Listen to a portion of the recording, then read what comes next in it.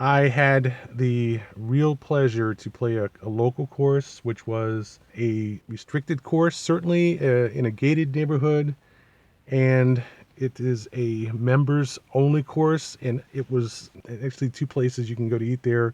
One is this nice, not overly big, but decent, nice restaurant type place that's inside the clubhouse, but it has a good view on the outside on the 18th green and so forth. And the other one is a little smaller place with just a couple of refrigerators and a grill and so forth behind it, and ready-made burgers and hot dogs and so forth. But the place is in, of all places, New Carrollton, east of Enterprise, just east of Enterprise.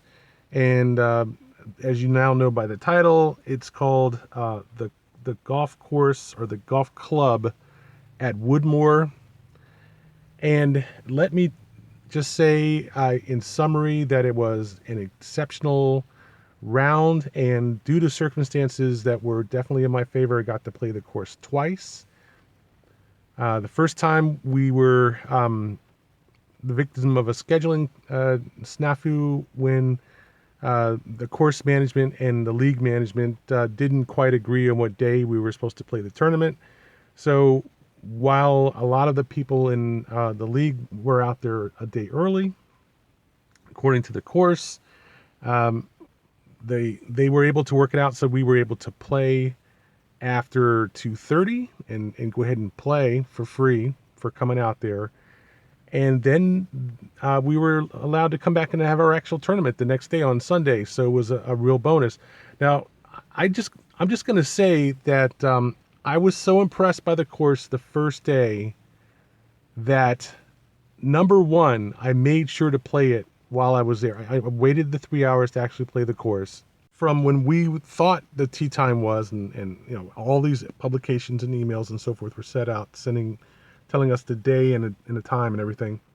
So it was no small mistake. It was a significant mistake, and luckily the course was only an hour away from my house. So I wasn't like I had to drive 5 hours up there to play the round and then not play for 2 hours and then drive 5 hours back. There were a lot of people who were not happy with the situation, but as they say, sometimes the silver lining is bigger than the problem, bigger than the cloud. And in this case, it most definitely was. I got to play a great course twice.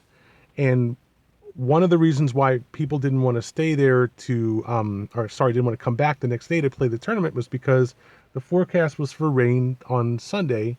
And it most certainly did rain on Sunday, but it rained in the morning. It rained early in the morning, so that by, I would say, 8 or so, it had stopped raining.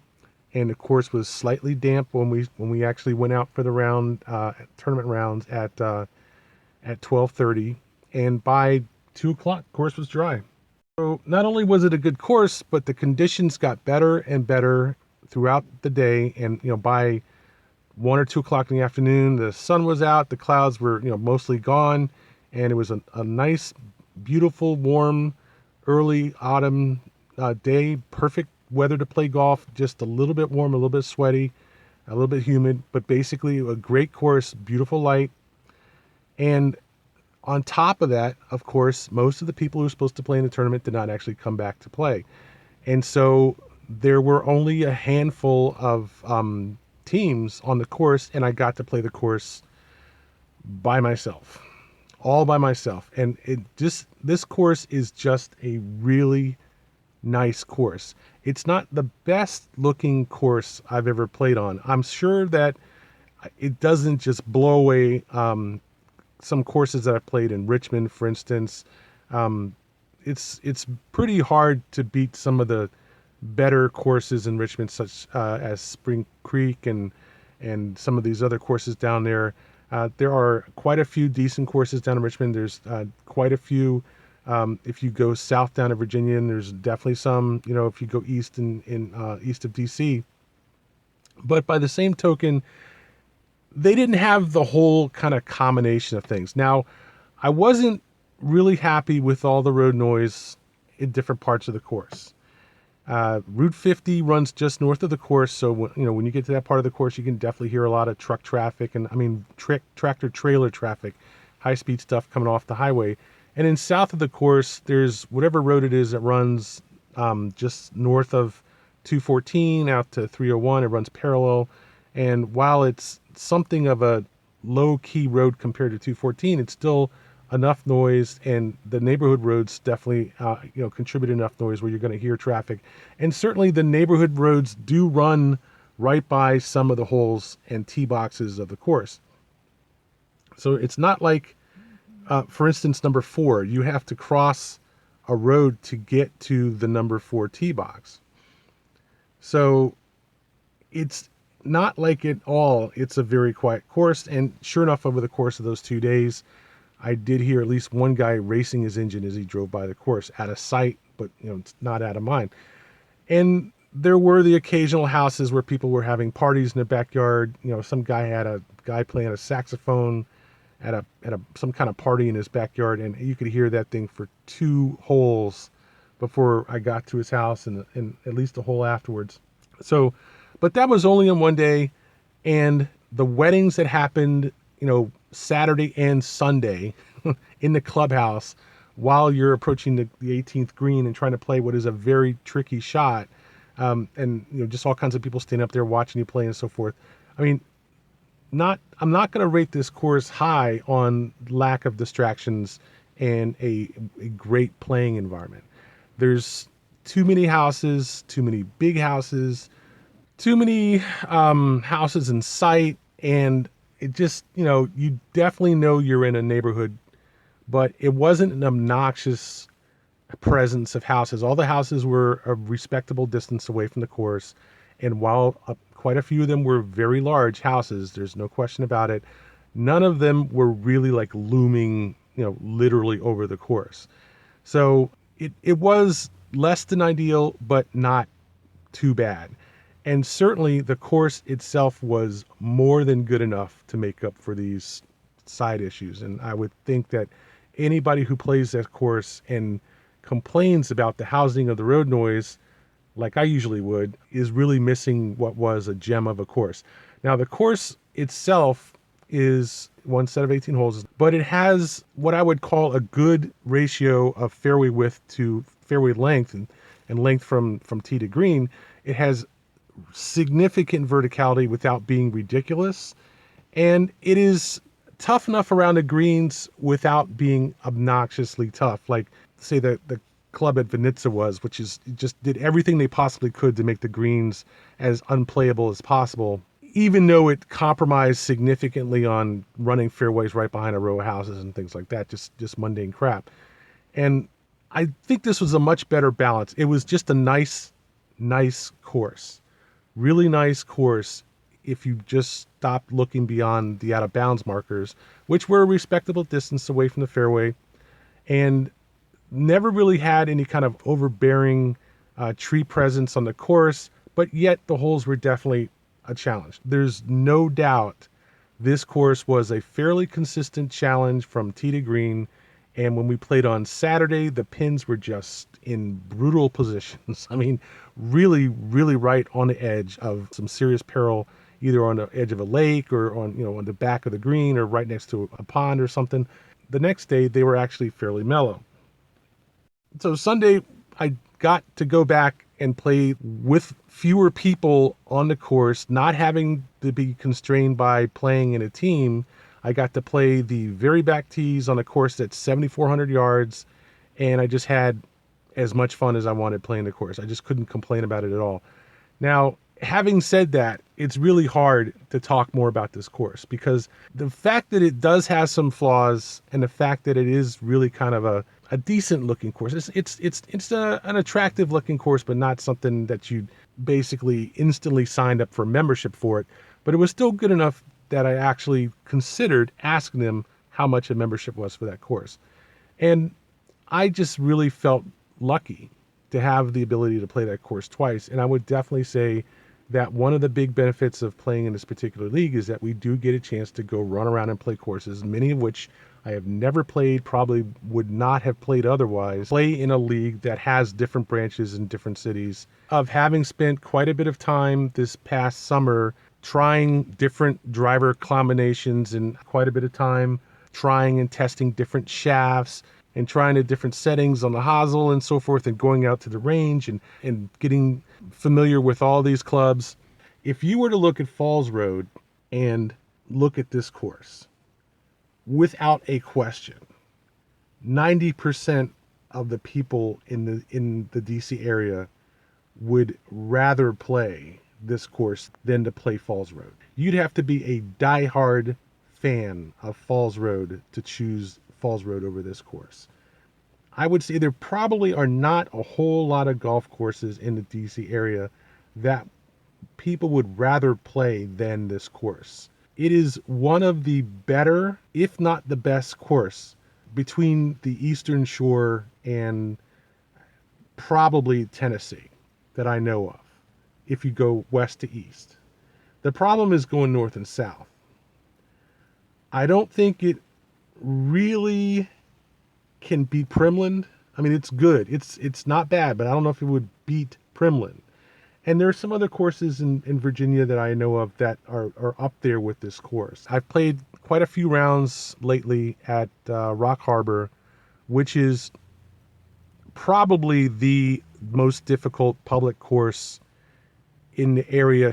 Let's just be flat out honest about it. It's a solid 150 course, ridiculous length, ridiculous tee shots. Most of the par fives are at least 600 yards. They have at least one 700-yard par five from the back tees. This course, the Woodmere, is not that long. It's certainly longer than Whiskey Creek, but it's not that long. It's not Rock Harbor long. And forget about, Blue Ridge Shadows. It's a whole different level of mediocre. But in any case, I think it was not quite as rugged and rambling and chaotic as Rock Harbor. It definitely did not have that kind of JV feel that Sly Fox has, and certainly wasn't in Sly Fox's price range.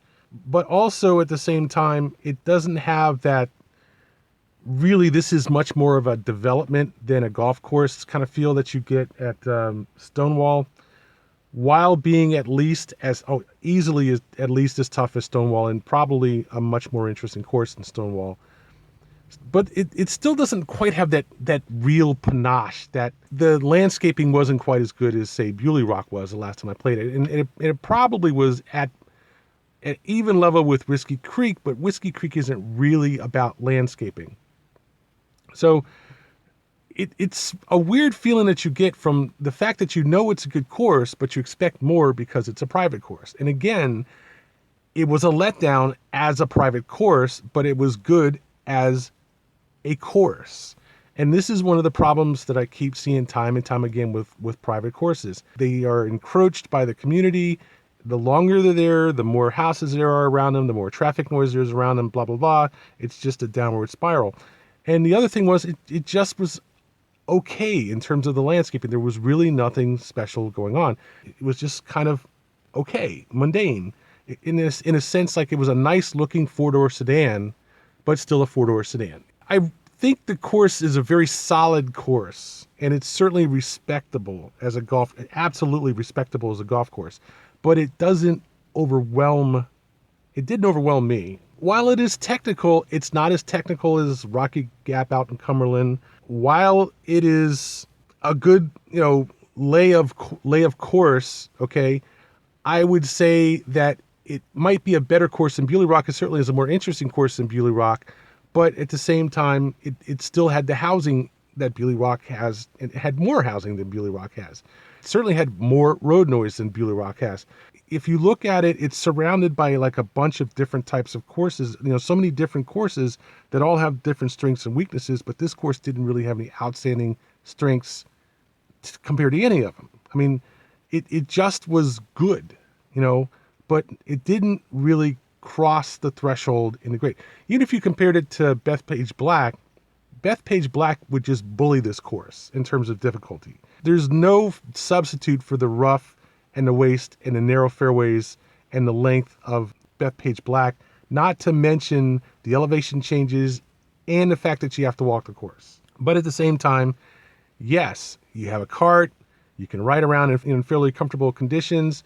You don't die, walking the course. By the time you finish, you're not like sitting there in a chair for an hour, just give me beer, give me something, just pounding things. The Black is a really weird situation when you start off and it's almost always cold. It's like you just marched through the desert by the time you get to the clubhouse. So in the larger context of things, I think that's a compromise made for civility, and also, of course, the fact that the Black is out there in the middle of nowhere in Long Island, whereas this course is, again, on probably several acres of land in the middle of central PG County. So it's really hard for one course to be another course when it's in another place altogether. The land is just better. I mean, you're just not going to truck in that much dirt. If you want to play a really challenging hilly course, you have to go to where there are hills. It's one of the things about Rock Harbor. It's one of the things about Whiskey Creek. Same thing about Musket Ridge. You are not going to walk off this course and think it's a pushover. It's just not going to happen. And so all in all, I think as a golf course, I would give it an A-. But as a golf experience, I think it's a little lacking. I think it just can't compare to some course in the Red Rock Mountains, a course along the beach. If you like playing courses along the beach, I'm really not a big fan of courses next to the ocean. There's just ocean there, unfortunately, and it's just not all that interesting after 2 or 3 holes. And they usually tend to be flat, much flatter than it would be if it was, in the mountains or whatever. So where do I exactly rate this course? I think this course gets a definite B+.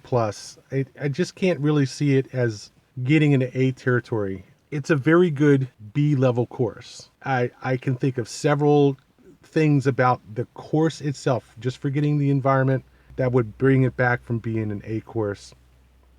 You put the environment in, it definitely is not an A course.